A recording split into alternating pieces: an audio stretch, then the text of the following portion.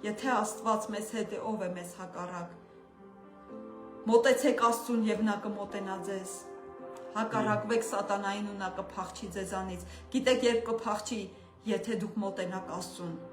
որովհետև նա ձեզանից չի վախում, նա ձեր հետ քայլող Աստծուց է վախում, նա ձեր մեջ գործող Աստծուց է վախենում։ Եթե Տերը ձեզ հետ է, դուք վախենալու բան չունեք։ Մի վախեցիր փոքրիկ հոտ, քանզի Տերը հաճեց արքայությունը քեզ տա։ Տերը հաճեց, որ արքայությունը քեզ տա,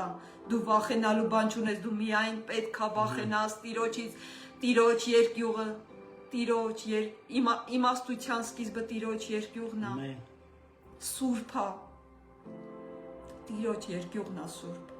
Մենք միայն պիտի վախենանք մեղ գործելուց, մեր Տիրոջ կամքը չկատարելուց, նա որ Տիրոջ կամքն է կատարում, նա հաճելի է Տիրոջը, իսկ Տիրոջ կամքը կատարելը սրբանալն է, Տիրոջ խոսքը քարոզելն է։ Գիտեք, Աստված Հիսուսը երբ որ հարություն առավ ու պետք է համբարձվեր, նա իր աշակերտներին կանչեց լեռը,